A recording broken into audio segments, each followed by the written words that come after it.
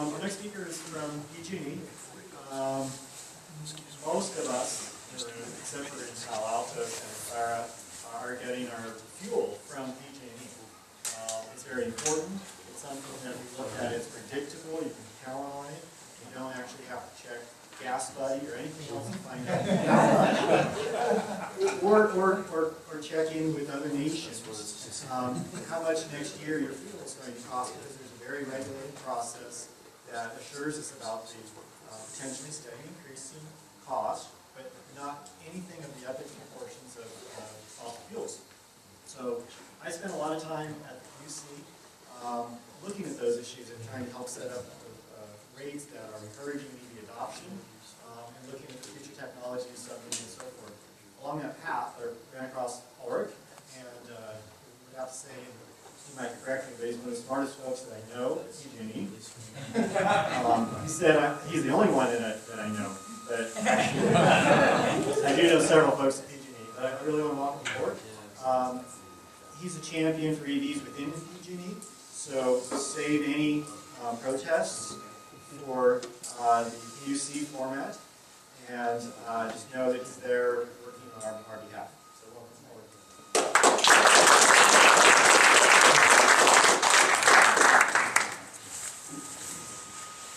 Hello, everyone. Let me just go and bring up the PowerPoint slide. Okay, so I want to depth my PowerPoint to you. It's just a short slide deck. It's a short slide deck, but I think it's brought a lot of content and some questions you not doing that? Yeah. I can just go and yell. I mean, I'm yeah. That. Sorry, I thought the microphone would amplify my voice enough that I could just speak more softly. So I was saying that I didn't realize I had so much time. So I gave a short slide deck, but we can go and talk. I like talking and moving my hands. I'm sure you'll get questions. Yeah, so we can go and hopefully I can walk over and point at things, because that's my preferred way of doing things. But this is just a brief overview of how PG&E affects some of your lives and how we hope to make it a little bit better. So, general agenda, some of the policies and resources and stuff like that. Service planning, which means essentially making sure that we know that you own an electric vehicle, so you don't go and cause some issues with your neighbors or yourself when you plug in. And we'll go into rates in a little bit. So I think this slide is one of the most important slides. I actually like because it's hard to do this just talking. But the most important part here is essentially that if you drive on PG&E's electricity, it's mostly green. Most of it, so there's some interesting rules about what counts as renewables. But according to the state of California, we have about 20% of our electricity is created by renewable power. So that's solar, hydro, biomass, something of that sort. If you expand the definition to what most people normally think, which includes large hydro, which we've had for many, many years, like almost 100 years now, that's 40%. If you include nuclear, which is greenhouse gas free, then that's almost 60%. And the remaining bit's really natural gas. We don't have any coal in our power plants. We just don't get any more power from that. So if you go and take a look and think, well, what's that really mean? That really means that at any point in time, generally speaking, you're at least 50%, you're producing at least 50% less greenhouse gases than if you had gone and cruised on gasoline. And if there's a lot of wind being produced or something like that on non-peak, it's much less than that. But at the very basic level, you're doing much, much better on when you drive on electricity that's from PG&E. And I want to go and say that that's not just PG&E. So yes, we have probably a better electricity mix right now than the others. But generally speaking, California, we have this thing called 33% renewable portfolio standard, which means essentially by 2020, 33% of all the electricity sold in California will be from renewables. So, don't worry, generally speaking. No matter where you plug in, it's green. No matter where you do it. On the side, you can see PG&E service territory. It's quite large. Don't mind I'm not sure why there's this random thing, this tail. I really don't know. But it exists. There are some things that we can do for you right now. And so we're authorized right now to essentially, we don't require the EV owner. So if you tell us that you have an electric vehicle, we will come and check. And generally speaking, what happens when customers tell us, oh, we've done something, is that you need to go and pay for some of those costs.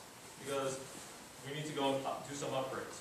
Right now, PG&E will go and make sure you do not pay those costs.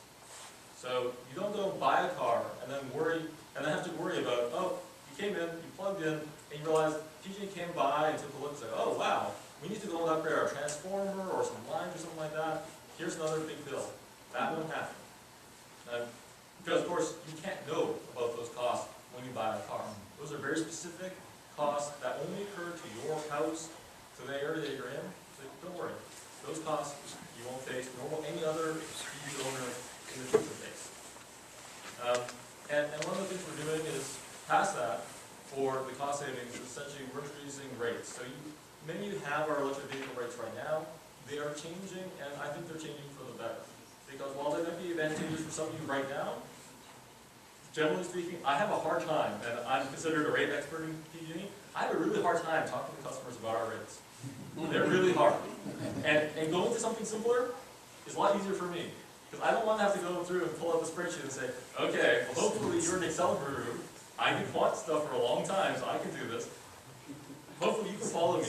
So, like, you might have just bought this to be green, but hopefully you are an Excel guru as well, because you need to go and do this, and you'll understand if this was actually an advantageous rate for you.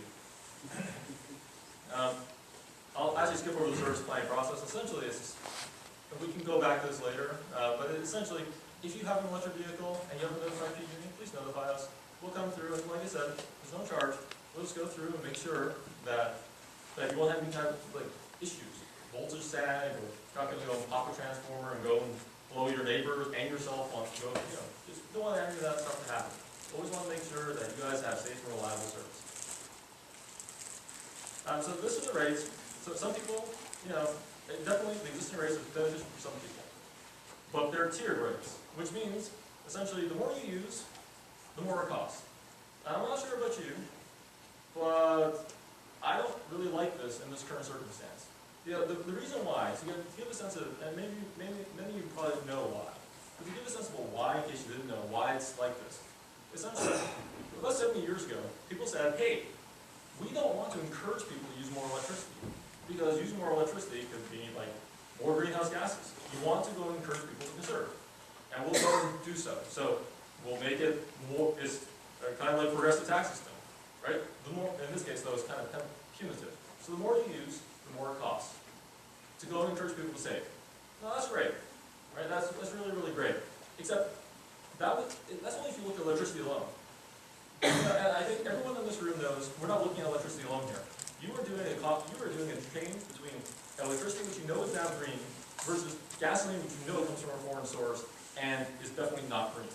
And so when you compare those two, you say, oh, so the more electricity I use, which means the less gasoline I use, the more I'm going to get charged for that electricity.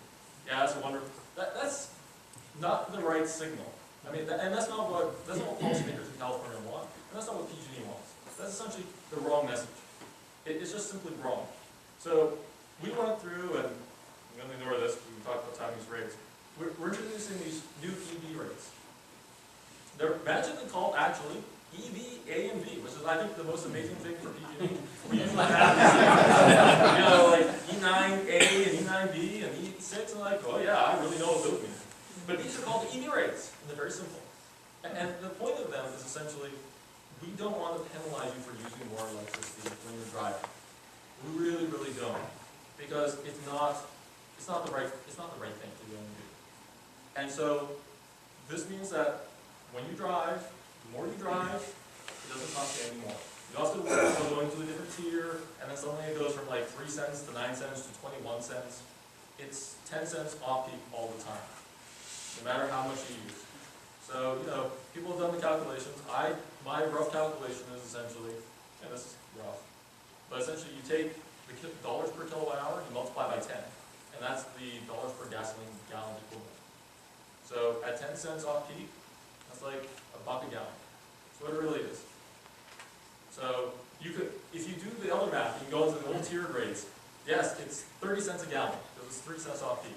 But then it goes to 90 cents, and then it goes to about 50, actually I think it goes past that. It goes to, I think, $2.10 very quickly. And then it goes to $3.50. And I'm looking at it thinking, well, and on the peak, if you ever charge on the peak, it's like 55 cents. So then it's $5.50 a gallon. And I can't imagine why that's a good, I can't imagine why we would do something like that. You know, it's just a remnant of essentially a different time and different place, and it's not something I can reasonably talk about. Because we haven't even gotten to the point of essentially talking about time of use, right? I know all of you know about time of use, or at least most of you should know about time of use, right? Which is essentially, there is, if you charge at night, generally speaking, it's better for the grid. Because at the peak is when everyone turns on their air conditioning, and then PG&E builds, all the utilities build to make sure that the peak, everyone still has their power. Is that starting at night? Starts at, the new rates will start at 11 p.m. Or wait, no, wait, are you mean the peak, or do you mean off On peak? that scale there. So the scale starts on the left and goes to the right. Yes. What are the times? That's generally speaking midnight.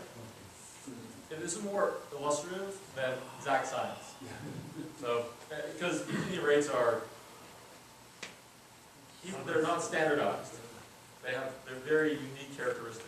But generally speaking, for the grid in general, for anybody's exact hour rates, generally speaking, when you're using power between something like 11 p.m. to roughly 8 a.m., and there's a little squiggle in there, but you know, that time period, that's when the grid is less stressed, the least stressed. The least stressed, and generally speaking, that's when the wind blows, which means, generally speaking, power is even cleaner than normal. I mean, all these things are generalities, but that's generally speaking true. And then we essentially go through, and as the day progresses, things get hotter, and people go to work and wake up, and all sorts of things, right? And so the peak right now is around somewhere between noon and 6 p.m. So we don't want you to charge them, because if you did, well, you're adding, we have to go and build new power plants to go and meet that particular demand. Right now, if you didn't charge them, we wouldn't have to build a new power plant. And so, but if you do, then we have to build new power plants, and that's not good for anyone. Well, I guess that is good for the generators, but in this case, you know, giving money to fossil fuel power generators is probably the same thing that is giving money to, you know, some foreign oil company. So, anyways, here is the existing rate structure. This is the current ones you can go on. There's E1, which I generally speaking I call. You can see here on the right. I'm going to go walk around, and hopefully my voice projects well enough. So on here you have your tiered rate, and that's E1. So E1 is essentially a flat rate. You use power any time of day, doesn't matter. But if you use more than what's in the baseline, then you go up tiers. So it gets progressively more expensive. So it starts at about 12 cents, and then it goes to 14 cents, then to about 21, and then to 36 cents. So it gets progressively more and more punitive as it goes on. Remember the 10x factor, right? So at the top tier, you're paying essentially $3.60 a gallon for your electricity. We have E6, which is certainly the general time use rate. So many people that are on solar have this rate. Essentially, it's a tiered time use rate, much like our E9 rates, which are right here right now, for electric vehicles. They have that time of use component where it's lower in the off-peak and higher in the peak, and they're also tiered. So they're lower and they keep on going up. The peak and the off-peak keep on going up over time. So it's not quite as good as people think. The tier 1 rate, unless you don't use all that much electricity, then it's actually not that beneficial for you. And actually that's how our E9's rates are structured. The only difference between E9 and the E9B, E9A and B, essentially E9A allows you to put your entire house on. You don't need a separate meter. So both your house and your car will be charging on, have the exact same rate. And then on E9B, you essentially need to go and get another meter, the service panel, and then only your car is on the E9 rate. Your house is on your whatever other rate you want it to be on. It could be on E6, so I kind of question why you did it. Generally speaking, people put on E1. So in the near future, we will go to these new rates. Magic. Oh, sorry. Yes, ma'am? On the EBB, when you get the second meter, you get the same, whatever you want to call your tier 1, your lifeline, allowance. In other words, you're getting 2 allowances when you're in the B category. So Baseline. in EBB, you only get 1 allowance, but that's only for your house. So the deltas between the new rates, essentially, these two new rates, they don't have any lifelines or baselines at all. You don't have to care. It's one rate all the time throughout the season. That's the main benefit. So you don't have to go and think about, if you want to use zero energy, by all means, because that actually helps everyone else. But you don't have to worry about baselines or tiering. When you do EVB, you compare it with another rate. And so E1 will still have it. If you use E1 in your house and you have EVB for your charging, then EVB, it's always 10 cents off peak, 35 cents on peak, and E1 will have the baselines and the lifelines that you were saying. So, yes, sir? So can you pair EVB with E6? You could. You can't forward that, I believe. You could, but a credit on solar won't apply to the EVB. Of course it should. That's fine. You get a pay Right, but if you planned your solar system to provide power for your car, then overproduction on solar doesn't No, help but you. I want to get good payment for my solar and pay cheap electricity at night for my car. So you should realize that. Is the right answer. Yeah. Well, actually, I think EVA is the right answer for solar. Generally speaking, I mean, you have to work the numbers, Oh, I see. and you do a spreadsheet. Yeah. But you should realize, EVA is 35 cents on peak, Yeah, and it's 10 cents off peak. And generally speaking, for solar, it's the spread that matters. yeah. And that's a 3.5 times spread, Yeah. and it's all the time. So, not that I'm giving a recommendation without actually running the numbers, because you really need to run the numbers, especially with solar. But my back of the envelope math says, it's the spread that matters. That's a bigger spread than E6. That's also a better spread than E9A after you hit past one tier. After you go past one tier, that's a bigger spread than all the time. It never changes throughout the season. Back of the envelope math. Can you make it so that we don't have to run the numbers anymore? Your website has all this data. Why can't you tell us for the last year, here's what it would have been on EV and E9 and So E6? we are doing this. I have a slide later on that says, and we are doing these things now. But I guess I'll say the following. It's actually really difficult to tell for new customers. For existing customers, if you've had your electric vehicle and your solar for a while, And if you've had the smart meter. And a smart And- meter. You haven't had the solar. that's right. So if you have all this stuff, which of course we don't, and don't shoot the messenger. It's not. It's not like I wanted this. You should realize I actually came to PG&E to make smart grid work, and so when I found out, oh look, they're solar customers. We have smart meters. Let's go do some analysis. And they said, oh. We don't have smart meters. They don't have smart meters right now. It's like, oh, well, what will they? Getting them. You're actually getting them right now, but you won't have my data. And so that's the problem. Like, you can do the analytics if you have all the data. But if someone comes to you and says, well, I want to buy a car. I'm like, okay, let me do some rate analytics on that. And I'm like, but what are you going to charge that? I don't know. How far are you driving that car? I don't know. Like, okay. And then they said, well, maybe we should do solar as well. I'm like, oh, all right, we can try that too. I mean, we can try all these things, and they're all going to be very, very dependent. They're very scenario dependent on when you charge, and how big your solar array is, and all sorts of things. So we're trying, but if you've ever done the math, you know it's actually quite hard. Especially when someone asks you, and I'm sure some people have asked you, when you have solar on your roof and you have an electric vehicle, right? They say, how is that working out for you? Should I go and do that? It's like, well, I could give you an answer. And then if you're really analytical, you say, but you should know that answer is going to be like full of fluff, and we really need to actually run the numbers, because there is some optimal, but we don't know, and it depends on what you're going to do. Sorry, you got your hand up for a while, sir. Yeah, is E7 like not offered anymore? E7 is no longer offered. How long will I be able to keep it? No one has, as far as I know, no one's ever gone and said anything about E7. No one's brought it up. So, generally speaking, for PG&E to go and close a rate, needs to go through a public process. There's no public process I'm aware of, and I don't know of any internal discussions, although that could be because I don't know those internal discussions. But there's no public process where E7 is up for discussion. So, until it's up for discussion, we will be there. So you can stay on the rate.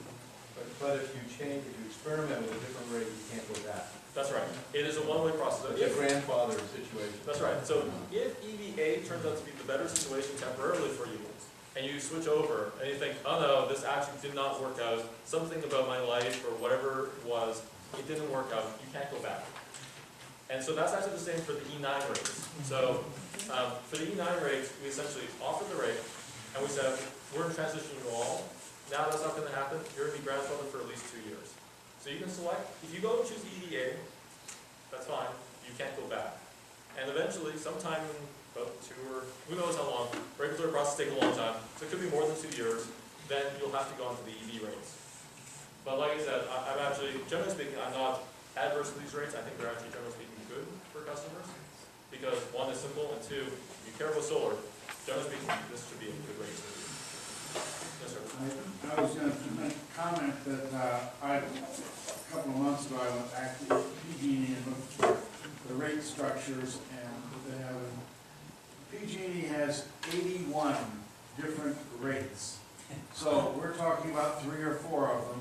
Some of them are, many of them are, of course, not applicable to someone like us, but there are 81 different rate schedules. So the bureaucracy and the calculation and stuff would be massive. It is problematic. That's why on these slides you say generally speaking, this is good for people who want to do the following. But you need, it's just a hard calculation you don't do. I think there's certain. What are the peak hours for EVA? For EVA, hold on a second, let's go to the next slide. And one real quick question, you said near future, what is the time frame for these rates coming in? The plan is June 1st. June 1st, okay. So you would not believe the amount of IT requirements I am reading through. There are hundreds of thousands of pages of stuff. All right, it's amazing actually. Before I get to your question, sir, so this is the rate structure. You can see peak and off peak and part peak. So the red is peak, and so it's 2 to 9 for the EV rates. And this is on the weekend as well. There's a peak on the weekend. The essential reason for doing so and having this was we were trying to go and make the off-peak rate as low as possible. So the way to look at these things essentially is as follows. In PG&E, for any utility, it's a zero-sum game. There's a certain cost to making sure that you guys have service that meets the requirements that PG&E is under by our regulators. And so if you have to go and make sure that you get back the money it requires to serve you as customers. So it's a simple calculation. I need to go and put dollars, I need to put rates and put prices in to make sure I recover the cost. So if I raise the prices on peak and increase the number of hours, that means I can lower the off peak. And so it provides a better and better incentive for the things that we actually care about. Because I think all people in this room are smart enough to realize, yeah, well, if you lower my off peak rate, and that's generally speaking when I charge and come home and do everything else, yeah, I can do that. That's a good thing. So that was the rationale. And you can see now there's a part peak here as well. This orange is a part peak, and the part peak is about 20 cents. You guys can see here. This is actually what the E9 rate and the different tiers look like compared to the EV rate. So the EV rate is there, and there. And so, yes, I grant you on tier 1 and tier 2 of E9, it is cheaper. But it's not very quickly after we hit tier 3 and tier 4. If you ever hit those, then it's not good. But if you're here, you don't have to worry. Right, so the people who did solar, so they cover their electricity, are better on E9. And so after E9 goes away, like so 2 years in the future, you go to E6. Right, but then that's not as good for the charging. Or you could go into EV, and the Right. spread is 3.5 cents, 3.5 times. And I would seriously consider running the numbers to make sure. Once I get a smart meter, I will do that. And that is in the process. Again, Even without the smart meter, it's hard to run the numbers because when you get on E6, the bill changes and you don't even see the tiering breakdown anymore like we used to on the generic bill. So unless you're tracking it yourself, which is possible but a big pain, it's really hard to get that number with or without a smart meter. Maybe with it'll help, but then the years got to go by before we've collected enough data to look at it over the year. exactly. So And people are asking us, right, because we're the ones who already have the cars. People say, well, what's this going to do to my bill? And it's like, well, I got these 14 pages of spreadsheets that I think this is what's going to happen. and so you are not alone. I also get those exact same questions.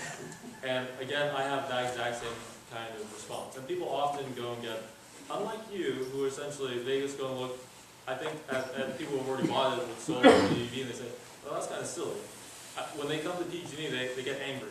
And they say essentially, well, why haven't you done this? And then like, well, anyone who's run the numbers, it's hard. don't give a definitive answer when we don't have data, we don't know what you're gonna do in the future. Like, there's the things you've done in the past, but now you've gone from essentially a flat rate, generally speaking, to a time of use rate of some type. And then how you operate in the time of use rate might vary significantly. You might actually go and say, hey, it's worthwhile. You might change your behavior in addition to getting all this stuff. But that generally makes it better, so. It makes it better, but when you're a regular utility and the customer's asking you something and you want to give them the right answer, you don't want to give them some like, here's my hairy-fairy answer, which may or may not work for you. You want to actually go provide the right answer to people. You want to go make sure that they actually get the right answer. And going to say, I don't know, is not acceptable for many people. I've had conversations, long conversations with people. So, yes, I feel your pain. I'm also, like I said, I was originally a quant. So I have big spreadsheets. Yes, sir, sorry. I get the impression that these rates are optimized for EV only, and for those of us who have solar is not cranked into this equation. The time bands are not very solar friendly on E9. Yeah. No, they're not. This was done For the non-solar EV owners. So, generally speaking. the next question is, or comment was, of the 84 or the 81 rates, can we make 82 rates for number 82 for those people who have electric vehicles and solar? So we have to be, in this case, Yeah, yeah. you should realize a few things. So for PG&E to offer a new rate, we have to go through a regulatory process. Some of you, I suspect, went and actually protested our PG&E's original filing for this new rate. You should realize we still haven't built it yet. It's still not offered. So you think about the time lag between these things. It's at least a couple of years, and generally speaking, we have to be ordered by the PUs, our regulators, the Public Utilities Commission, to do this. Generally speaking, so even if we decide, even voluntarily to go and do this, there would be a very long process to get it through. You know, one of the things is we know it's important. We know it's important, so we are thinking about it. There are things that we need to go through and make sure it works out very well for you. So this is a rate that was essentially designed for an EV driver with not solar. Although I don't think it's a bad thing for solar customers either, EV and solar customers. There could be another one. Actually, that's my question from people who said this isn't good for EV. They're paying pretty well during sunlight hours. Why isn't it good for EV? So just that if you have managed your life so you're down at the bottom, the leftmost bars on the bottom there for E9, now it's going to be a lot more expensive. To buy at night. But It's more expensive to buy at night, and you've already eliminated, you're not a consumer at peak time, so the peak rates don't matter. right, but in fact, if you're a net producer at peak time, you get paid. So when you're generating electricity, it's pretty close here, you know, but when you're using electricity, it's quite a bit different. So that's where the spread is. Well, here's the issue, it's the times. The times are different between E6 and E9 because you're peak until 9 p.m. on this, and Right. E6 isn't it the peak turn off at 7? It's a lot of consumption That's between a 7 and really, 9 p.m., that's when it that is really a calms. huge issue, especially because you're not changing by the season, and we're not producing any solar in the winter months between 7 and 9, and we're getting hit with peak rates. So that's not good. By the way, but this differential is a percent, you're hit as a percentage, and if I'm getting paid these extra cents here, these cents make up for it, because it's the gap, not the percentage gap that matters. But they don't, because it's a 3-to-1 multiplier, and that rate, that right bar is not 3 times higher than the difference in the bar on the left. You're getting paid 3 cents more on the top, but I expect to be able to buy 3 times as many kilowatts off peak for my peak production, my excess peak production. That's how it works on these 6. It's 27 and not. You want to So, yeah, I'm gonna interject. So, Okay. yes, everybody, yes. The issue for that, because I'm intimate to the process, so I'm also, with Plug in America, I'm the policy legislative advocate. Okay, so that's kind of, I got a bunch of hats. The thing to be doing with this conversation and energy is to collect it up and get it into a process that will follow through so that it gets into the PUC in a helpful manner versus a potentially confrontational manner, because that getting the voices together is extremely important. So, I mean, whoever wants to be on the solar EV committee will have a sign-up sheet at the door. But then honestly, that's the way you get those things. But that's what we're doing, is brainstorming here, and trying to figure out what is it that we want out of this. Do you have a correlation that's like 35–40% and growing percentages of people who have PV and EV? Better than The 50. marriage. I think it's higher. Yeah, and it's growing. So I just want to interject that. Each is but a gateway it's great for the feedback. other. That was my question, was, how big of a problem is this really? It's big. But as people start applying EVs in multi-user dwellings, as that becomes more possible, that is gonna fall, because multi-user dwelling people cannot buy That's solar. where we work on solar gardening, sub-metering, and all other fun things. Yeah, so no, getting the marriage of PV and EV is extremely important. Oh, yeah. Yeah, so, but it's a process. It's definitely a process. So I'm not trying to go and make light of the situation. I think you'll understand, I take it quite seriously. I think it's actually a fairly large issue for this community, as opposed to any other community, actually. You know, generally speaking, from my perspective, you know, there's these thoughts, like, you know, high-fueling people have certain thoughts. And some of them call the electric vehicle the killer app of the smart grid. I call the personal thing of the smart grid. You don't really understand the kilowatt hour or anything about what you actually use and what electricity is until you have an electric car. And once you do, then you're like, that is this kilowatt hour, I don't have this kilowatt hour, I'm stranded. Like, knowing that and knowing what it really is, that's important. And then caring about that kilowatt hour, I want to make sure that kilowatt hour is green. Like, we really fundamentally get that. But we're a regulated utility, so going through and doing that process, Paul's got it really correctly. You know, you have to come with us to go and make sure that happens in the right way. Yes, sir? What was the reason that you got rid of E7? Was it too expensive? You know, I'm not entirely sure. I wasn't around this company. I've only been in PG&E for about 3.5 years now. E7 was a long time ago. I actually don't know. I do know why they got rid of the E9 rates. So the E9 rates are actually something called not cost of service. And that's actually the really big thing about them. Other than the fact that they're tiered, and thus it's difficult to explain to customers other than people who are already on the spreadsheets.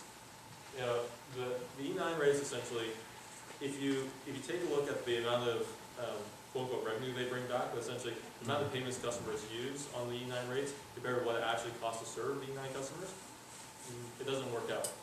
And you know, in a utility, we don't necessarily mind that, except for the fact that some other customer thus is picking up the tab. And that's actually where the problem came out. And so what happened here is the EV rates are so-called cost of service, which means that, generally speaking, if our assumptions are right about the EV rates and how people actually use power, then you're not stealing from Peter to pay Paul. The customers on those rates are paying their fair share. And so that's actually the main reason for this. Other than, and of course, they're non-tiered because, of course, it's hard to explain tiers. Okay.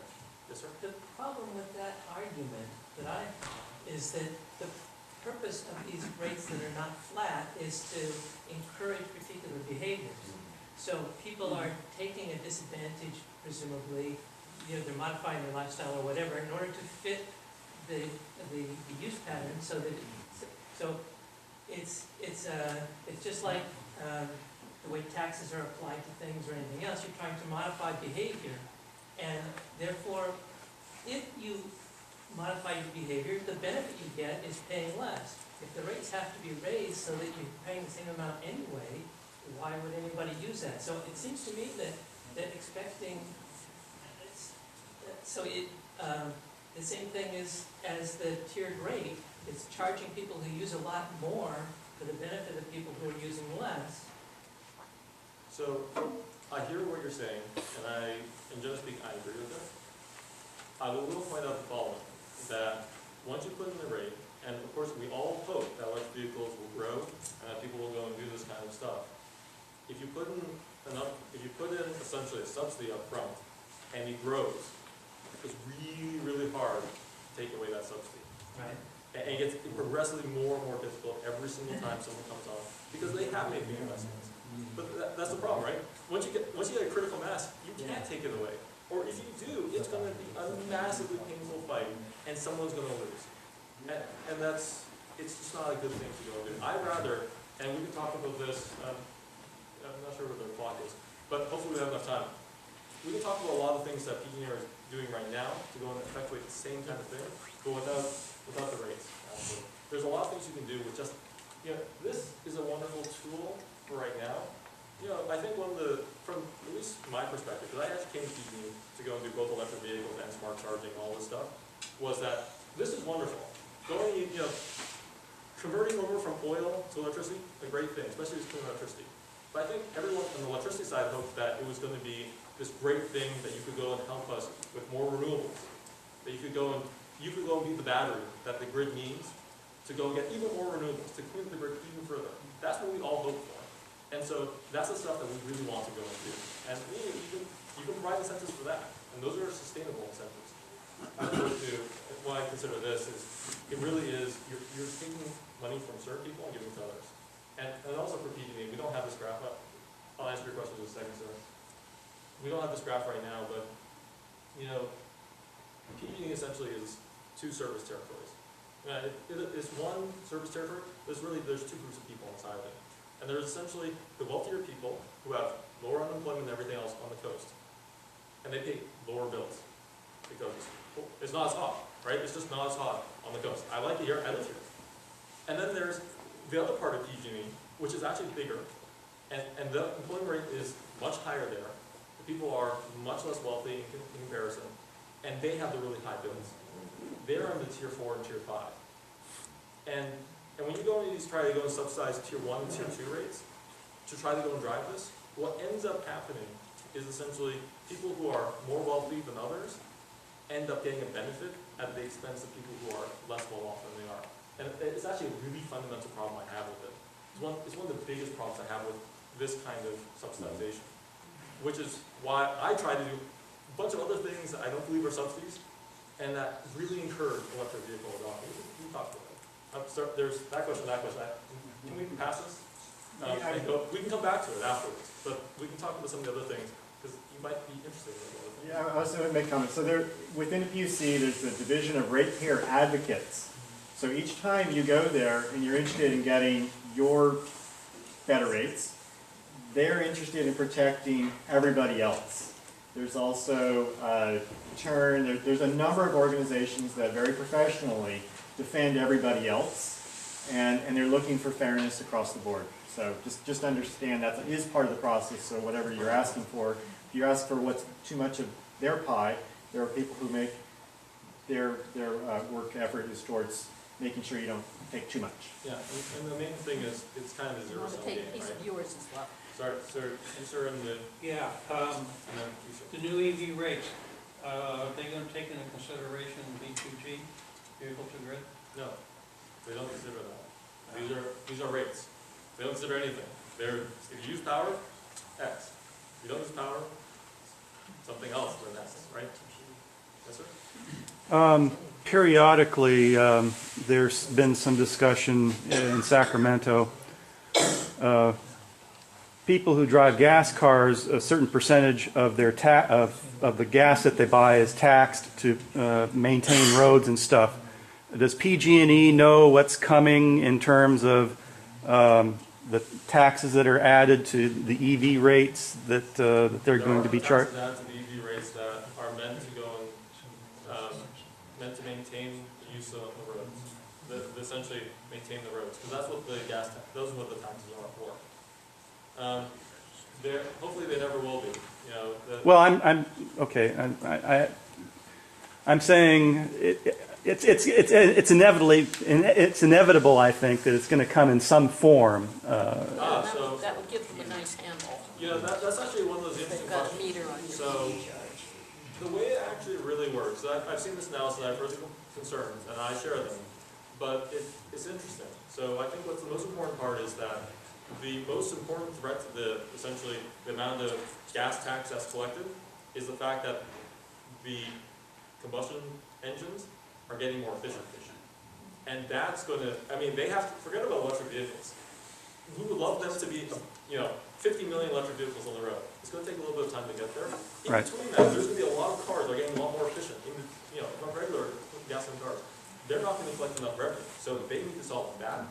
Even in the best projections, in the most optimistic rosy projections, electric vehicles are like 1% or 2% of the problem. So it's something we have. I've heard the discussions. I've heard the national and the state level. Not sure what the outcome will be. People are waking up to the issue and saying, "Oh, what are we going to do?" And I haven't heard about a good solution for it yet. But it's a very good question. Let's see. So EVA and EVB, I think if you get what EVA and EVB are, generally speaking, it may not be worthwhile for you to go and get a second meter. If you already have a second meter, that's actually one of the reasons why it was grandfathered. It was a big fight to get that grandfathered. So I'm happy we won internally and externally to get it grandfathered. But going forward, for customers who are thinking about if they want to switch over to the rate, it may not make sense, especially because it's a flat rate, so there's no tiers or anything. You don't get double baseline or anything. It doesn't work out. Plus, you need to put a second service panel in. It requires, that's the problem, right? It requires a lot of upfront cost to be able to go and get the benefit. And we are doing things that may go and mitigate this. We're going to do a pilot on sub-metering and subtractive billing that you won't need to go and do this. We intended to be about 500 customers, up to 500 customers can go participate. We mainly want to learn about if there's really customer demand. I'm not sure anymore. I definitely know there's customer demand if you have tiers. I'm not so sure there's a huge amount of demand when you don't have tiers. So we want to go and find that out. We really want to go and find out what makes sense, what customers actually want. We don't know. So we're going to start a pilot hopefully soon. Our regulatory process takes forever. Paul can tell you about it. It's not, you can ask for this way over, almost, it was like 6 months ago now. We've asked for this a long time ago, and this slide's on the garage, so. Yes, ma'am? Your last line that you read, it seemed in conflict with your first slide, which said currently you weren't going to be charged for adding EV, basically. Charging. So our regulator allowed us to go and socialize the cost of all the distribution upgrades required. But this was considered standard. That for a second meter, you on your side need to put in a panel, a second panel, and we're going to go and put a meter on it, and the cost of that meter is X. And so it's not a completely consistent policy, I agree, but I don't get to make the policies. I get to go and try to influence the policies. And then when it comes on high, right, like any kind of management structure thing, it comes from on high, you might go say, that's not perfect, but at least generally speaking, it was good. And so I'm not going to, you take what you get from the process. Yes, sir?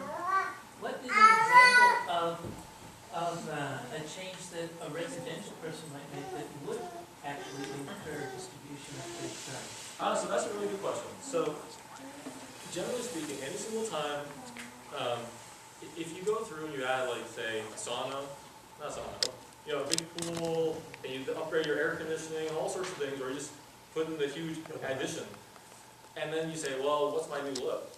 PG&E, you should go and contact PG&E, because you might actually have voltage issues on your circuit, and you should contact PG&E, and in that case, PG&E will go do the following. It will say, oh, you've added a new upgrade, that's fine. Generally speaking, you get $2,000 in allowance. So if the cost of PG&E was less than $2,000, you pay nothing. You don't pay anything. And it's actually $1,911 here, but it's like $2,000. If it's higher than that, then essentially that can't be absorbed by PG&E. Essentially, you are causing additional costs that the utility needs to go and essentially pay for. Because if you haven't done your upgrades, you wouldn't need to build anything. And so past that, you have to pay the cost. Now, you should realize some of these costs for an electric vehicle get high. I mean, they get very high. So there is one customer, we've essentially done 9, where the EV alone cost higher than that $2,000 allowance. In one case, it was $30,000. And so that's the thing we never want to see happen. We never want to go and see that, oh, you did the right thing, you bought an electric vehicle. Now, because you spent a lot more money on your electric vehicle, here's another bill you never had any visibility to. You would never know until you bought it, and we came out and took a look. And so that's the thing that right now you don't pay for. So if 4 houses on a transformer all decide to put in air conditioning, the transformer might have to go up also. That's right. And so if The last guy who did it. So The way that actually works for it right now is, generally speaking, if they can go and say, generally speaking, the analysis works as follows. If it only served you, so generally speaking, this happens if you were a commercial, so if you own a business and you have a building, it only serves you, then you have to pay the cost. If it serves a bunch of people, then you don't want to pin it on a bunch of people. It just makes the building a nightmare. So generally speaking, everyone pays for that. That's essentially considered a social good. But then there's a question about how the exact wiring works out. And I don't think people really, when they go and buy an electric vehicle, you might go and look around and say, where's my plug? Oh, I may need to go and put a 240 volt here. But I don't think, generally speaking, people go and start looking at PG&E system and thinking, oh yeah, let me go and figure out how that, because a lot of times it's underground. I mean, if you do, then wonderful.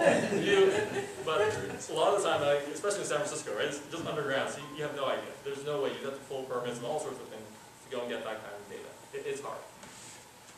On the second meter thing, I mean, a lot of this, it's very dependent on what your situation's like, right? If your meter is on the other side of the garage wall, it tends to be a lot easier than if it's on the back side of the house in stucco. Yeah, so a lot of, again, it's back to calculating numbers where people go, well, how long is it going to take me to pay back the $3 grand to put in a second meter? Yeah, so this is why, it's generally speaking true. It's not always true, but generally speaking it's true. And I think for those customers that have very large houses, I can't imagine the use for option B. Because on option A, you put all of your house usage on a non-tiered rate. So it's got to be better. Sir, you got a question. Oh no, it's the man behind you.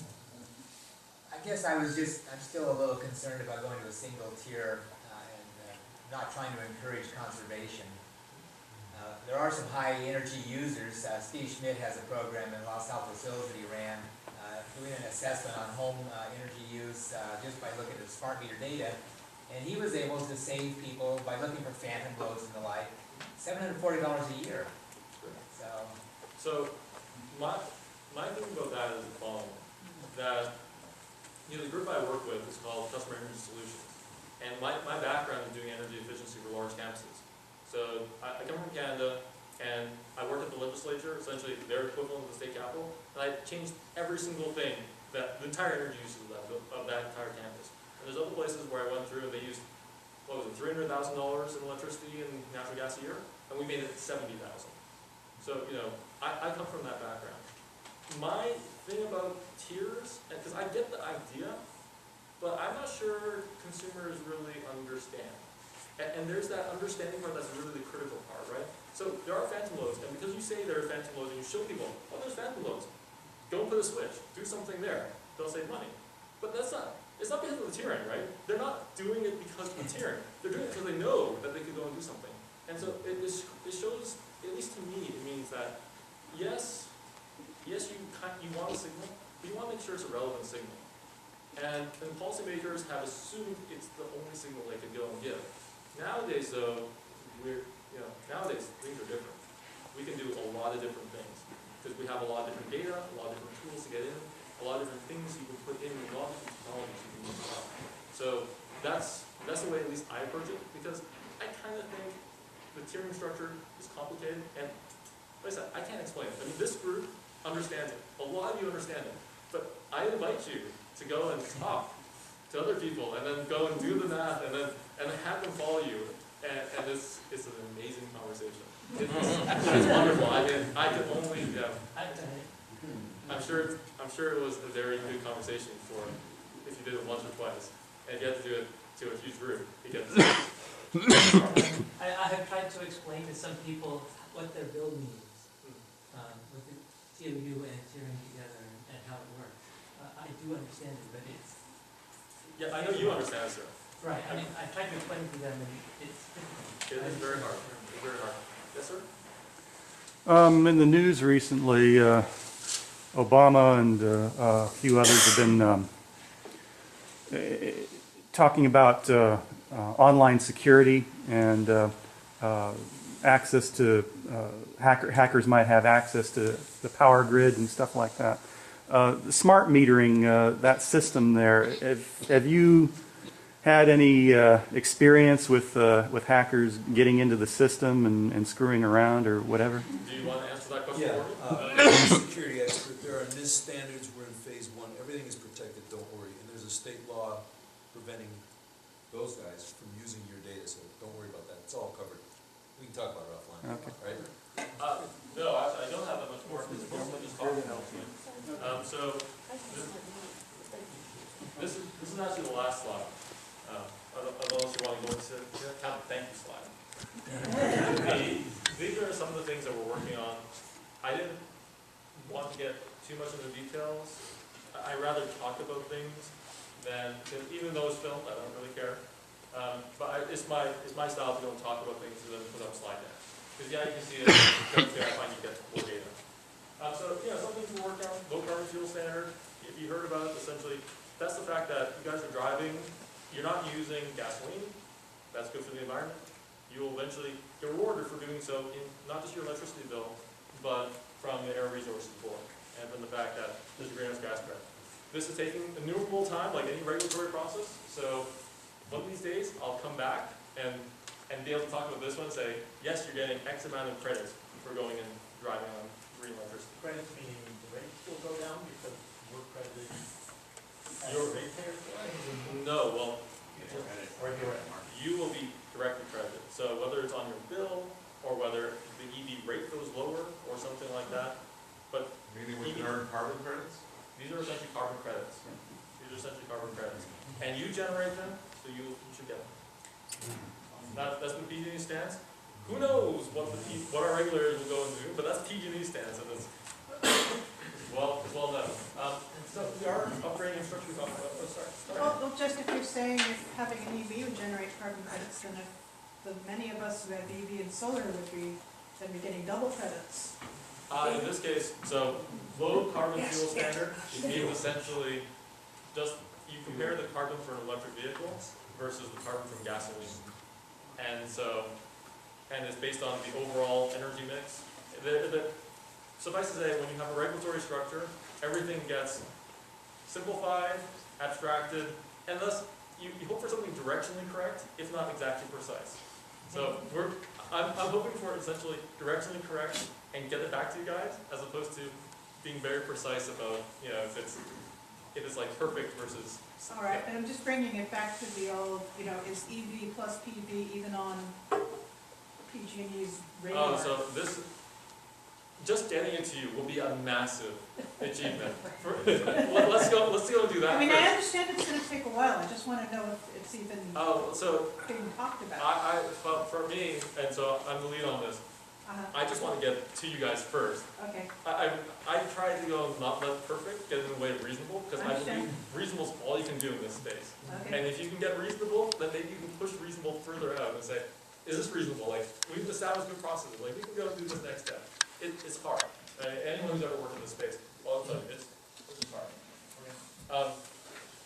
There's about 2,000, there's actually over 2,000 customers on our electric vehicle rates right now, the E9 rates, which I think is great. PG&E is trying to lead by example, so our fleet is actually considered the greenest fleet in the nation. There's some slides afterwards if you want to take a look at them. Our fleet is wonderful. We do lots of innovative stuff. For instance, generally speaking, you take a look at some trucks, right? And it's like the food trucks if you're in San Francisco. You watch them run their diesel engines to go and make sure they can cool. Well, we looked at that and said, that's silly. So for our side, because we can only affect our side right now, we have bucket trucks. So essentially, when linemen come up and they need to go up there, you need to run that motor up, right? Like someone needs to get from point A to point B and it's much higher. So in the old days, we ran our diesel. Well, we don't do that anymore because we put a battery in the back. So you drive to the site, and of course, it can't all be electric because if you drive there and you run out of electricity, there's no electricity to go and put you back up. So this gets you so you drive your car, you stop your car, and then you go up. Yes, I guess you could do hazy. This one is, I think, people talk about this a little bit, and I want to talk about it a little bit more. So, there's this talk about smart grid and smart charging and V2G was brought up. That's that pilot. So essentially, for me anyways, I came to the utility because That's what I was good at. And they wanted someone who knew about demand response, essentially how customers respond, price signals, technology, wholesale markets, all sorts of things. And that's what I was brought in to go and do. So we are going to go and do, and we've asked for it, anyways, we were asked for it to go and be able to essentially partner with companies to go and ask customers, are you willing to go and provide us smart charging services? Which essentially means you don't have to go put power back on the grid, you just have to go and stop when we ask you, or at least go down a little bit when we ask you to go and do so. And if you do so, here's some money. Actually, it could be quite a lot of money. And then afterwards, when you are done with that battery, because the battery, of course, degrades over time, are you willing to go and give us that battery? If you're willing to go and give us that battery, we'll give you more money. And then we'll go and use that battery on our grid, because it's not good for a car anymore, right? You need to go and make sure that you can drive long distances, it has the right acceleration and stuff like that. That's all great for a car, and I understand, because you don't want to get in an accident. But, yeah, it's still a good battery. It's not a perfect battery anymore, but it's still a good battery. And so, give it to us, let's use it on the grid for another, who knows how long. And then afterwards, we're going to recycle it. That's that pilot. You can't do it, theoretically you can just like, oh yeah, it's easy, right? Let's go and do it right now. So, we want to go and do it. We can't do it past the pilot stage, mainly because we need to make sure everyone else is on board. Like, PG&E's on board. We're going to go and do it. We have to ask everyone else. Like, automakers, are you willing to go and do this? Third parties of any type, are you willing to do it? Customers, are you willing to go and do this? And how much money can we give you? Can we give you $5? $500? $5,000? How much money can we give you for doing this? How much money would move the needle? So now that everyone here, I think a lot of people here have already bought a car and are already into it. But we want to go and take a look and say, hey, would someone else buy a car? You know, if you took a Nissan Leaf and you start dropping the price, like down, down, down, down, down. And were people really willing to do this? If you went at point of sale and said, hey, you can go and do this. Like, you can go and drop the price of your car even further if you're willing to sign up. Would customers go and do this? Would it do anything reasonable? And so that's the stuff that we're doing. That's to me is essentially, you know, EV rates are one thing, and I think they're an important thing. I think this is actually even more important. Because this is, to me anyways, the ultimate evolution. You're trying to say, we're not just caring about, oh, I want solar, I'm driving this thing. I think all of us worry about the battery at the end. Like, oh, it took a lot of energy to make that battery. You don't want to go to waste. You don't want to go like end up in nothing, nowhere land. So we're going to make sure it doesn't end up nowhere land. And we're going to use it to go make sure, hopefully, you get more renewables online. You can go clean the grid even further. That's the ultimate hope. And you know, we're not doing this in a subsidized way. You should realize that. I think that's an important thing, which is different than a tax credit, different than anything else that the government does. In this case, the utility essentially has a mandate, right? We talked about this, at least I talked about it to you guys a few times, saying essentially, the utility has to make sure that you get safe and reliable service. We have an obligation. Otherwise, it gets really thin, right? So it's our mandate. And so we are going to go and do anything we have to do to go and achieve that. And so if we don't build a new power plant, well, guess what? I can give you money. Instead of giving money to a power plant, I give money to someone else and say, just don't charge at that time, because otherwise I have to go and give the power plant money. You know, that's the kind of stuff. So this is something that, if it works, and everyone goes and agrees, we can scale. We can scale it big time. So I think that to me is interesting. But if you actually go and start getting into the details of exactly what, then that's where everything gets complicated. That's why I don't put a slide on, because I'm much rather talk, because if you take a look at the slide, then you'll ask questions about all sorts of things. You know, it's fun. I mean, I do this for a living, so there's no end to the depth we can get into. But I want to make sure, because some of the things you'll never heard about before, I just want to make sure that the conversation is steered the right way. That's it for my slide, so we can just do questions and answers. Not that we haven't been doing Q&A, but we can do it. Then you, sir? Sure, sir.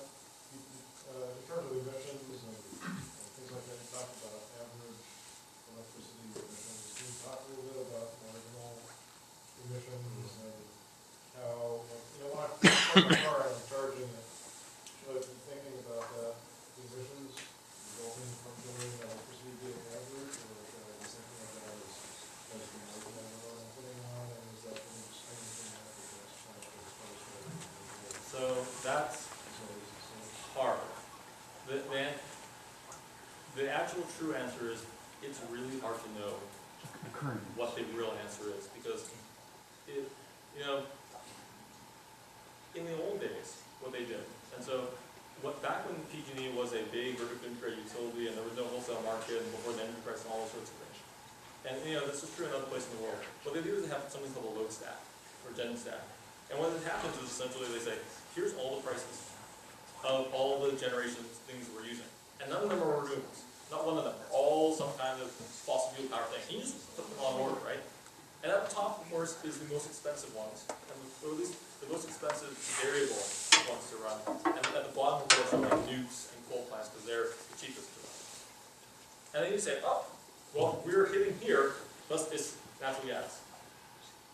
Nowadays, that's completely not true. Because one, we're not vertically integrated utility anymore, so we don't control all the generation. It's controlled by some place in Sacramento, well, also, but Sacramento essentially. And they're running the grid. And now there's lots of renewables. And there's lots of renewables everywhere. There's renewables on your house. There's big renewable plants out in the desert and everywhere else. There's wind plants.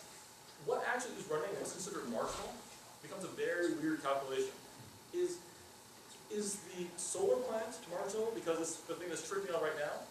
Or is it the one that's at the bottom of the stack? Because it was there and it's the cheapest thing to run because it costs nothing. I don't know. It's just a weird kind of analysis to go and talk about nowadays. And so people talk about marginal, incremental, average, and whatnot. As an engineer and as a hack economist, I look at it and I think, I don't know.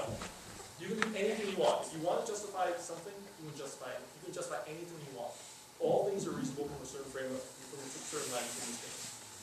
So I kind of just look at the average mix at the time you're charging. That's what I kind of do.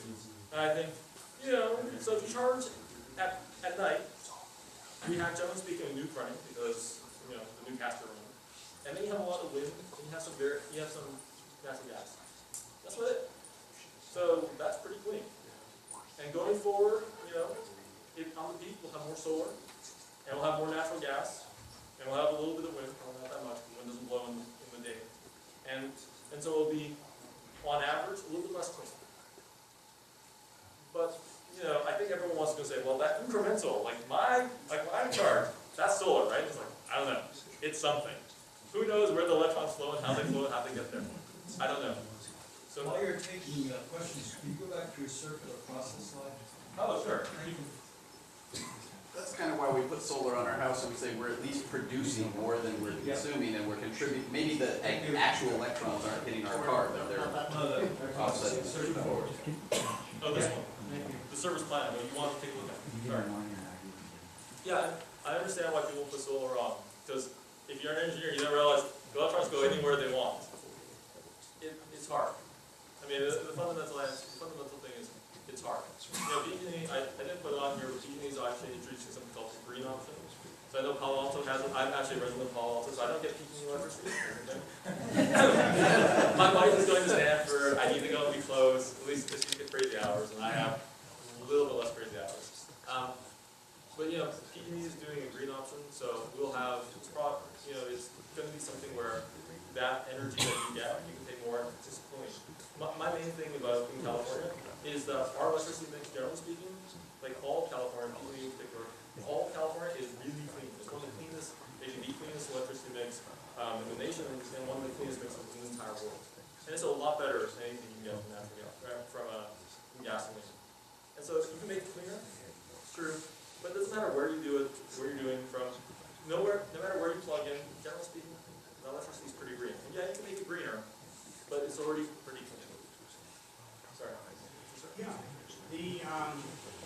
When you start to rate the time of use at 11 o'clock at night, could that be moved over to 10 o'clock? My car doesn't have any timer on it for charging, so I plug in at 10 o'clock, I'm paying 22 cents, and it finishes at 4 o'clock in the morning. I'm getting hosed at and he wants out of bed. Yeah. So if you want to go to right, wherever Paul is, I would actually hide Paul. Hiding right now. That's a good thing. 240 timer. Yeah, exactly. That might be cheaper than trying to change the timer. Well, it's not necessarily 240 timer, but that's the relay. Yeah. Does somebody make a 240 timer? Sure. Yes, sir. Yeah, internet. I'll sell you one for 20 bucks. $50 or so, that's probably the issue on quicker. And a lot of demand. Something to think about. It is a lot quicker. It is a lot quicker to go to that, and probably has a much better payback. And the endless frustration, like I mean, you know, I'm in the process and it's my job, but oh man, is it one of the most, one of the slowest processes you can possibly imagine when you want to go. Like, oh look, there's a need. All right, now the 3, 4, 5 year fight begins, and then yeah, it's just not politically. Yeah. Yes, sir. I was reading last week an article about wind generation in the Midwest. When the wind blows there, the electrical spot rates have to actually get driven into negative numbers. Could you elaborate on that? And do you have that problem here? So we do not have that problem here, not yet anyways. Let's see, I can elaborate on it. Hopefully this gets complicated very quickly, so hopefully I'll simplify it to a form that everyone can understand. Essentially, around 2002 or 3, or even earlier, there was this really big push to go and deregulate the markets in electricity. And not necessarily the market, not necessarily to consumers, but the buying and selling of power between large entities, like, a generating plant versus a regulated utility. They want to go and provide price transparency and price signals. And so what happens is essentially, you have, it's really a map, right? So this map is a map of any state you want. And on some places, I'm familiar with Texas mostly because I do a lot of my consulting there. In Texas, it's true in the Midwest as well. Generally speaking, where the wind blows, there's no one that lives. I mean, people just don't live there. It's a bunch of like cows or something. I mean, there's nothing there, right? And that's why it blows. I mean, there's a lot of wind there. And so what happens is you need to truck that wind, power that wind. You need to transmit that wind. That's right, the transmission line. So you need to transmit that wind from one source to another source. Those transmission wires actually have a rating. And so people say, what's the rating on a transmission wire? Well, actually, if there's engineers in the room here, it's pretty simple. If you put more current through a line, the voltage is fixed, there's a high voltage transmission line. You put more voltage, or you put more current through a line, it heats up. So I think, people do like P is equal to I squared R, stuff like that, right? So, or I R squared, whatever it is. I need to go do the math now to go over here. What is the algebra? I need to go and I'm not too slides over there. But essentially, as you put more current through, the wire actually heats up. And so as the wire heats up, your 2 endpoints are fixed. So the wire itself is getting hotter and thus getting longer. And so it starts sagging. And at a certain point you have a clearance, right? So you can't go down, because otherwise you're going to hit a cow or something. Something bad's going to happen, right? Really, you're going to ground the line or something, right? So it's a bad thing. So that means you only have a certain amount of power that you can push through a line. It also means actually, if it's a really windy day or it's a really hot day. If it's a really windy day and it's cold, you have to push more power through that line. If it's a hot day and there's no wind, you can push less power through the line. But there's a certain amount of power that you can actually push through the lines, right? And if you want to push so much power through the lines and the wind is spinning and it really wants to generate power, and electricity really wants to go move, i.e. the generator, the wind developer who built that wind farm, they really want to sell their power. Then guess what will happen? They'll start going and bidding negative. They'll just go and say, I don't care, I need to get my power out there because I have a contract saying, if I produce power, I'm going to get paid for that power. And so they start bidding negative into the wholesale markets to try to push their power through. And that's what happens. And there's a limit. There's essentially all sorts of rules and regulations in the wholesale market, and there's a limit to which you can't bid any more negatives. And essentially what happens is, when there's a circuit, everyone bids exactly the same level. You're always like, in Texas, it's minus $30. So everyone's only bids minus $30. And when there's a lot of transmission capability, everyone bids like $40 or $50. That's what negative power really means in this case. It really means there's too much wind, given how much available wire there to transmit that wind, where everyone actually wants the power. So hopefully that was a reasonable explanation. This is kind of the dream of electric cars, if you can synchronize all of that, right? You suddenly say, well, let's wait until the surplus is there, and then people just need it. get that. But if you get real-time ability to sort of tell cars when to charge, there's, I think it was the mayor of Los Altos was talking about doing that kind of thing locally in his area, knowing when the power was cheapest and being able to trigger charging on that. Yeah, it's, you know, the ultimate dream is to actually have grid storage, so that in a meaningful way. And so that's a lot of what our pilot's about, a lot of what I'm, you know, the great hope, like, that's why some politicians call this the killer app of the smart grid. The smart grid being a completely renewable grid. So you can't get a completely renewable grid until you have something to store all the power, you don't need it. And then you transmit it when it's actually needed. And they, you know, you're right. I'm just on the negative power, cost of power on the grid. Another item that lots of people don't realize is that large wind systems are almost all of them are subsidized. They'll get 2 cents or 3 cents per kilowatt hour to produce the electricity. So if when the wind's blowing at night, and say you've got nuclear power plants and coal plants online, and everyone's supplying power, and all of a sudden there's a lot of wind, the wind people, they can make a profit at a minus 1 or 2 cents. Coal or nuclear has trouble shutting down and starting up, so they'll actually take a negative to stay online. Coal can shut down completely, so they'll go completely offline when the power available exceeds the amount of the load. And the people on wind, they can make most money at $0 or zero electricity. They'll make their 2 cents a kilowatt hour even though they're giving the power away. So that's another big thing besides the fact that the lines can't hold the load. Well, it's one of the reasons, so you're right, that there is something called production tax credit, and it essentially works out to what you're talking about, like 1 or 2 or 3 cents per kilowatt hour. I would be able to note the following though, that generally speaking, and this kind of dives deeply into wholesale markets and how contracts work. Usually speaking, as you might imagine, if you have a renewable portfolio standard that says you must go and ensure that 20% of all the load that you buy, all the power that you buy is renewable, that means that we've signed a contract with someone, or other people do this as well, to make sure that you have enough renewables. And so all they care about is they have to get into the grid. They have to actually produce the power and have it be delivered. So that's why there's actually a floor for them to go and bid. Because otherwise they can go and bid, they can bid really low. All they want to do is produce the power because they're guaranteed how much money they're going to make. Because that's the way that many of these contracts are signed. In Texas, there was lots of merchant power plants, so essentially they didn't have speculation. And that's why it goes, there's differences. But there are a few nuances when you start delving into how these things work out. Yes, sir. Well, you're talking about the percentage of PG&E's production that's renewable. They don't seem to be measuring the home solar production at all. Because, all they're seeing is our net. And if you're not a net producer, they're not counting it for their renewables. And it just seems wrong. Well, so the reason why, and that slide that I had, and the figure, was actually a corporate slide. And the reason why is essentially we're not allowed to count it. And so, actually, I'll go through the slide again. I'll point out something.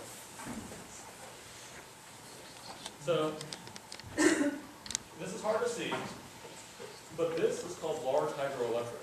It also does not count as renewables according to the state law. Why not? Well, not good. That's fine. I'm not sure about that. It's it's a political thing. It's not. Yes, it was political. They want to go and have a very easy benchmark. Everyone will go and get 20% renewables. If you go and say that to PG&E, we already had about 18, 19% renewables. So then it's like, well, for PG&E, you need to get 1% more. And so instead they said, no. Large hydro underneath 20 megawatts counts for renewables. Hydro above 20 megawatts, that's not renewables. So the definition of renewable is very well defined. So there are, I think there's something like 250 megawatts of solar on people's homes right now in our service territory. And to understand that, that's 35% of all the home solar installations in the entire nation. So like, we're doing well in our, 35% of the whole nation is here. for solar. I mean, there's something like 75,000. Home solar. Something like 75,000 home solar 12,000 installations jobs last year.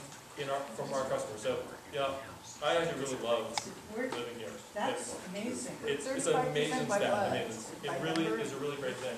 But, if you're going to go and count things, right, and you're allowed to count certain things, not allowed to count other things, then for a regulated slide,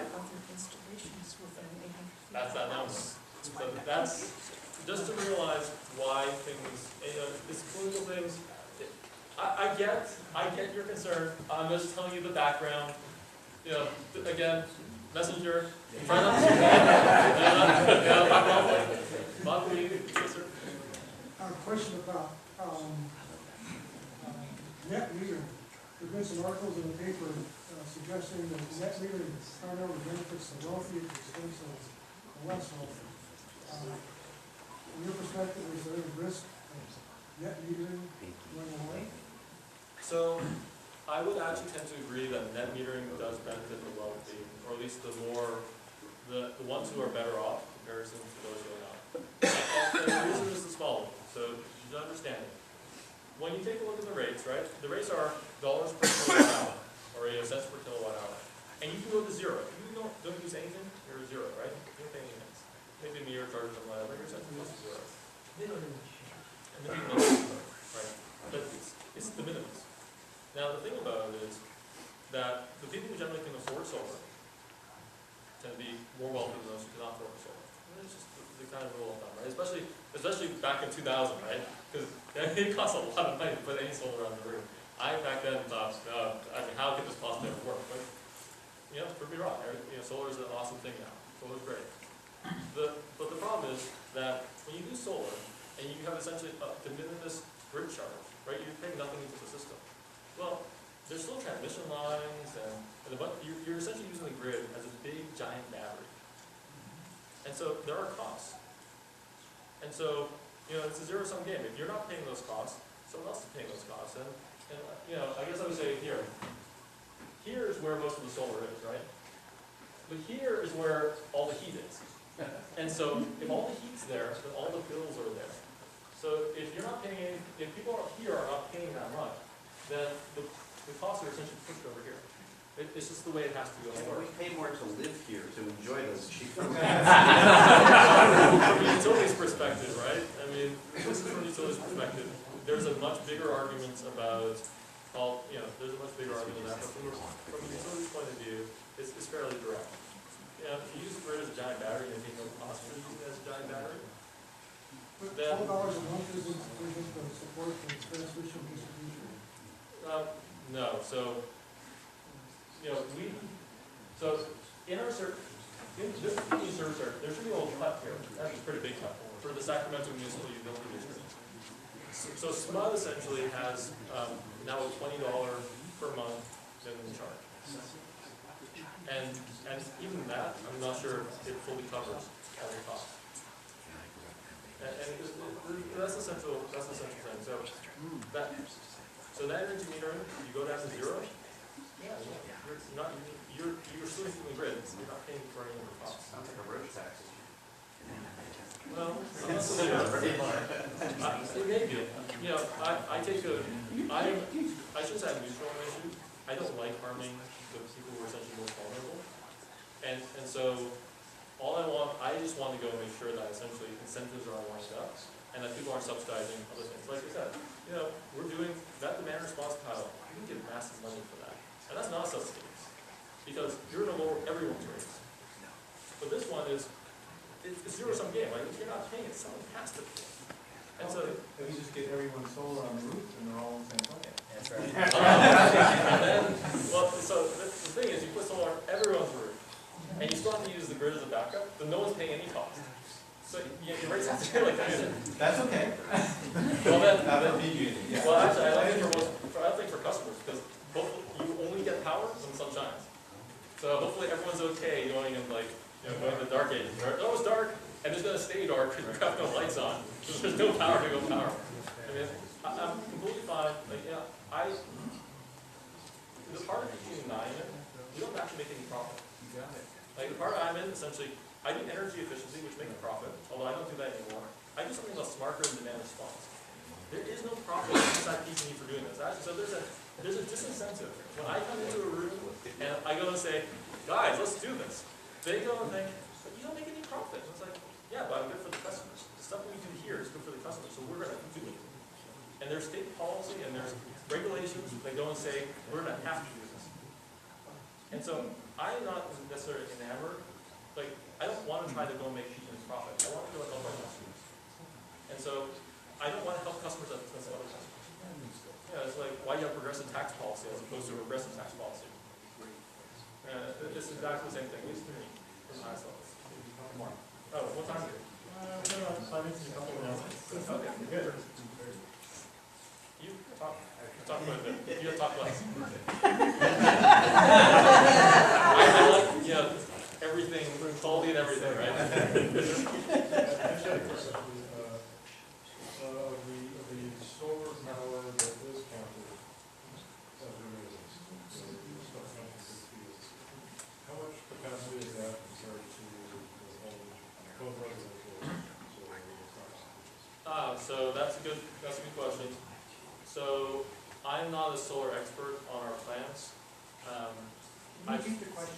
Oh, sorry. So I'm sorry. It was a little bit quiet. So the question was, how does home solar, the complete home solar, compare to like one of these big ones out in the desert or somewhere else? So, there may be 250, maybe 300 megawatts of home solar. How do you know that? Well, Right, you don't see it on a daily basis. Everybody. Because for all solar, there's a permit. Yeah. And there's interconnection, and so we know. And there are unsolicited ones, and they shouldn't do that because actually they put our alignment at risk. And I get really upset that you might have to kill one of my friends. Like, that pisses me off. I really, really, like, that hurts me so badly. But for the ones that we know almost all of them, then you can do some math. And so the math is very direct. And you take them, do summation, and say, right? And so it's about 250 to 300, somewhere in that range. Because we keep on getting more, right? It's wonderful. But a big solar plant is like 500 megs. So it's already double. And you can get thousands. So it's great for every single customer to go and do this. I think it's wonderful. But to give a sense, like, you can sign a contract and get 500 megs or 1,000 megawatts. And it's not that hard. There might be more scale and stuff like that. But again, I'm not an expert. I have no idea what contracts we've signed anymore. Those are all under lock and key and confidential and stuff like that. I just don't know them. It just hasn't been an issue for me to go into those exact contract sizes. The residential is really even a pixel on your chart here. It's not really a pixel on the chart yet. It's something that should be there, but it wouldn't be very big. I think you said there was time for one more question, Paul? Yeah, let's do it. Yes, sir? Okay, I get very simple. On the rate structure, our E1 right now, which is the oldest tiered structure, you mentioned that if we put in a swimming pool, that we get a certain amount of increase in our allocation. Only the allocation for the distribution upgrades, not an allocation on your baseline. Okay, my question is, if we report to PG&E that we purchase an electric vehicle, do we get an increased allocation for that electric vehicle? No, so you should realize, the rate is what the rate is. The allocation, what I'm talking about here is essentially, we might have to go make an upgrade to our system to go ensure that you and your neighbors don't have an outage or something like that your power quality is correct, and everything else is right. Like, you get safe and reliable service, that your CFL don't burn out or something like that. All those costs are taken care of for you. But the rate is just what the rate is. So E1 is just E1 for an electric vehicle customer. But if you notify us, we'll make sure that all your distribution upgrade costs are taken care of. Sorry, I'll take one last question. Yes, sir? Okay, this might be of interest to people who've got solar. I've had solar for 6, 7 years now.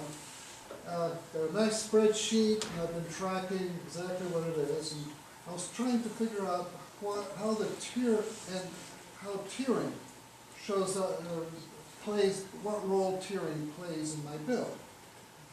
I couldn't understand it. I mean, I couldn't derive it from the documents that were given to me by PG&E. I get each month, I get two. I get a pretty little spreadsheet, a little chart, like a two-pager, and then I get the bill, the statement. Neither one tells me what the tier is.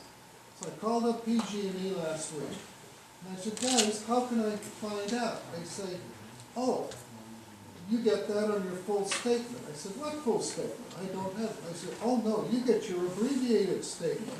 It's a two-pager. If you want all the details, you need to request our 15-page detailed one, which I had no idea. So of course I said, please send that to me. So for anybody who's got solar, if you want to know the details of what they're doing, you need to specially request that document. Is it online? No, you gotta call them up. It is something that, it's something that PG&E is actively trying to correct right now. It is something, but as Paul will tell you, everything inside of our utility has to go through some kind of regulatory process, which infinitely slows us down.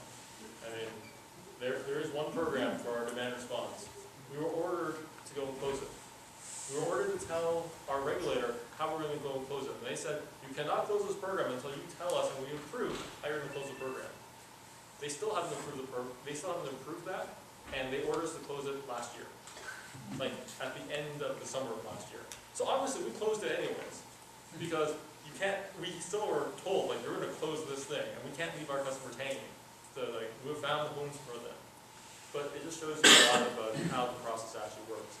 That even if you want to go and do the right thing, and that's why I try for reasonable as opposed to great, like, all I want to do is get things directionally moving in the right way, so that someone else, or maybe myself, depends on if I feel too old after doing all this stuff, you know, to get to a better point. Like, you know, just get to a point that's reasonable, and generally speaking, everyone can agree to it. Because there's lots of people, there's lots of entities in a regulatory environment that don't want what you want, that are directly opposing what you want. Even if you consider it the best thing, they're opposed. And so finding a compromise position that takes all the things that you really care about, that's the things that I try to work for, and that's the thing I think that PG&E is trying to go for right now on this stuff. Okay, let's wrap there.